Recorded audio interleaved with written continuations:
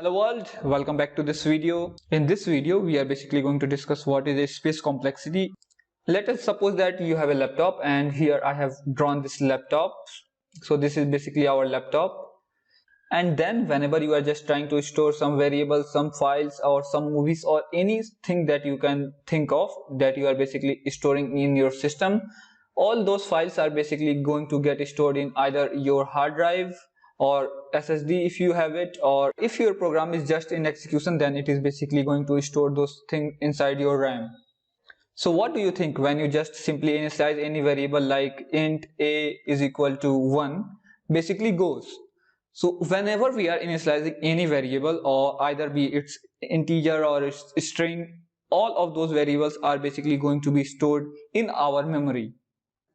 So here when we are just basically writing int a is equal to 1, then this value 1, it is basically going to be just stored in our memory somewhere. So it can be stored anywhere in the memory until and unless that place is free. So let us just say you initialized a is equal to 1 and the memory here is filled.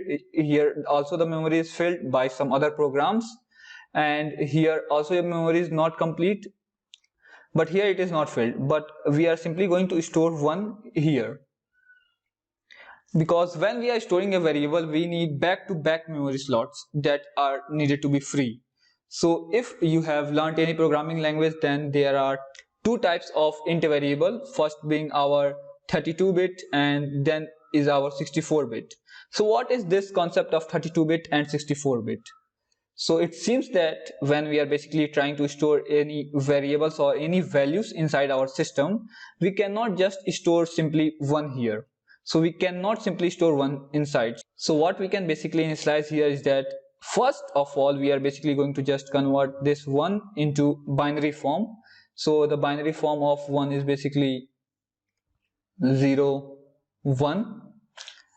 And then we are basically going to store this inside our memory. So it can be like 0, 1. So every bracket that you are basically seeing here can basically store up to 8 bits of memory. So 8 bits, or you can also say 1 byte. So 8 bits is equal to 1 byte. So here in this box you can just store total of 8 bits. And when we are basically going to convert any number to its binary form, if suppose we are trying to store only 8 bits, which is just equal to 2 power 8, then we can store just number till 256. Then another question that might arise in your mind is that what is going to happen when we have any number like 2567 or 25678 or even larger number like that. So that is the reason why we have 32-bit and 64-bit system. So if your system is 32-bit, then the maximum amount that you can basically store is 2 power 32, and if you have 64-bit system, then you can basically store 2 power 64. That both of them are very large numbers, so you can basically store any large number in this. But the concept of having 8 bits inside a box remains the same. If your system is 32-bit, then we can basically store all of them in a contiguous fashion, or we can basically say back to back like this. We need basically 4 bytes of space in our memory that needed to be free. And that is the reason why I did not store our 1 here, although I have 1 space left. Because we need back-to-back continuous memory and it should be just in same direction. Well, there is many theory behind it, behind the memory, because the memory is very vast topic. So we are basically going to try to understand the thing that is only relevant to the space complexity. So for 1, we can basically write it as in 8-bit, we can basically say 0, 0, 0, 0, then we have 0, 0, 0, and then we have 1. So this all numbers are basically going to be stored here, not just 0, 1, it have to be 0, 0, 0, 0, 0, 0, 0, and then 0, 1, and the rest of this space is just going to be filled with 8 zeros in each. 8 0 here, 8 0 here.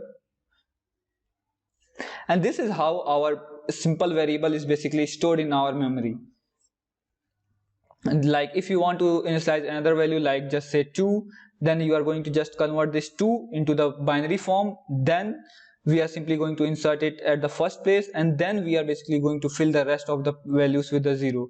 Just remember, the most recent bit that is here is basically filled here, not on the right hand side. It is always filled in the left hand side.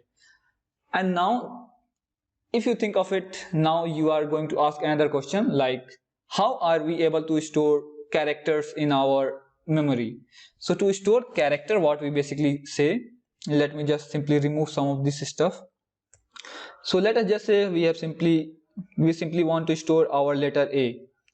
So every character that is basically in our alphabet, either it's A, B, C, or it can be even small a, small b, small c, all have their ASCII values. So first of all, we are basically going to convert this A into its ASCII value, that is basically 65, then B 66, then C 67, and our small a have 97, and then it's same for B, it's going to just keep on increasing. So when we are basically trying to store any character, then we are basically going to take our A, convert it into our ASCII value, and then we are basically going to just convert this ASCII value, like just say 65, we took 65 and then we are basically going to convert it into the binary form. Then let us just say it can be 0, 0, 0, 1, 1, 0, 0, anything. It is not the correct value. You can just find the binary of any values by just googling it up, or you can basically use the formula that is basically used to calculate the binary of any number. So let us just say you calculated the binary of 65 is this number, then we are simply going to store this value inside our 9th 0, 0, 0, 1, 1, 0, 0, and this is how our character is stored in our memory. So now let us talk about how arrays and strings are basically stored in our memory. So let me just simply delete this so that we have space to discuss. So now let us just basically talk about array. Let us suppose that we have values like 1 and 2 in our array, and we want to basically store them. So as in the case of integer, we have seen that we need just back-to-back 4 memory slots. In the case of array, our values have to be stored in a continuous manner. Like for 1, if we stored for 1, 0, 1, and all other are filled with 0, 0, 0, with 8 zeros basically, I am not basically going to just repeat it. And this 2 is basically going to be filled with 0, 0, 1, 0, and then all others with 0.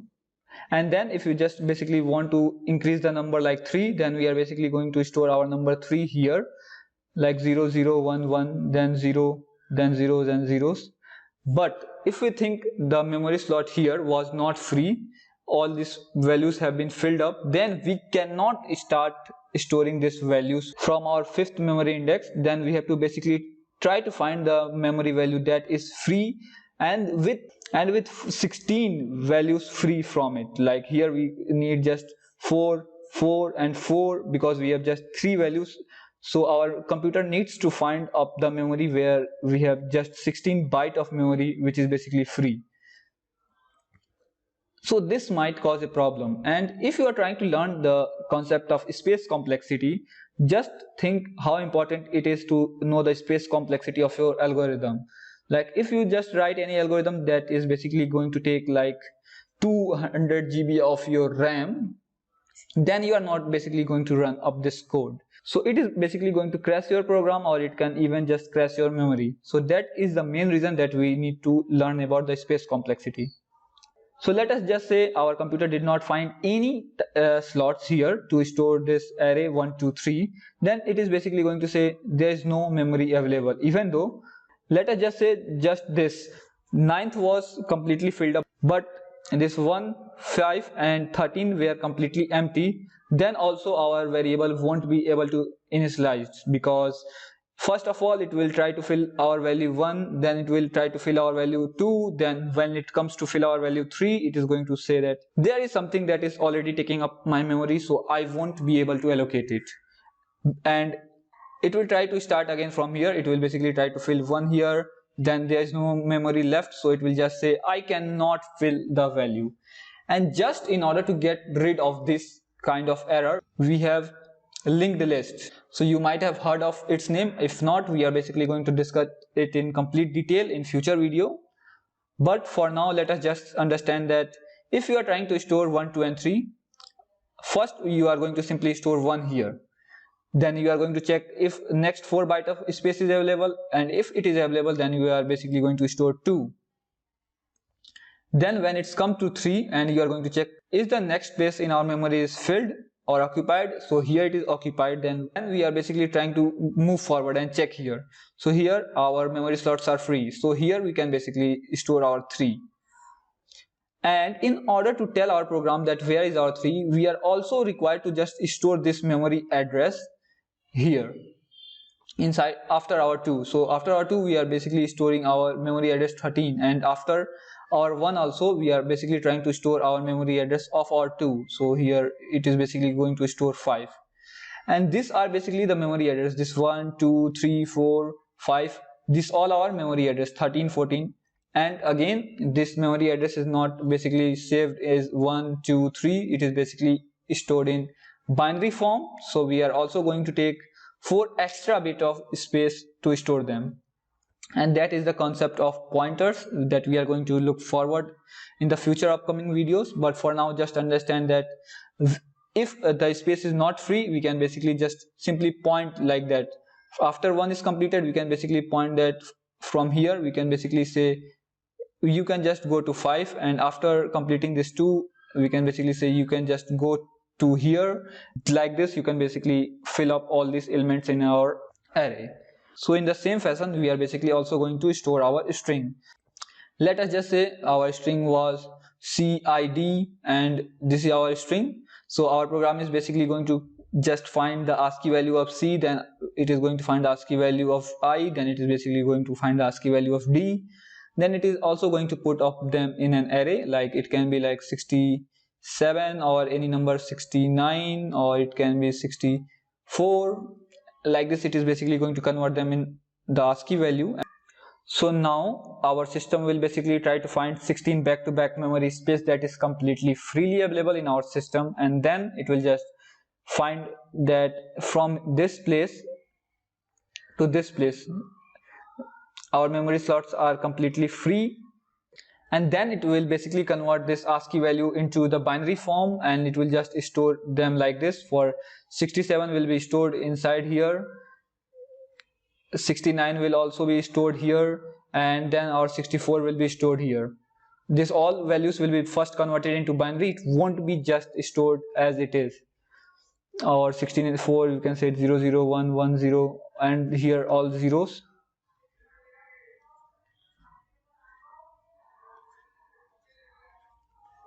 So here also we have to be very careful that if just say this memory place was not available, then our string cannot be stored in our memory. Then our program would have tried to find 12 back-to-back memory spaces that are completely free, and then it will just try to fill up these values of our string.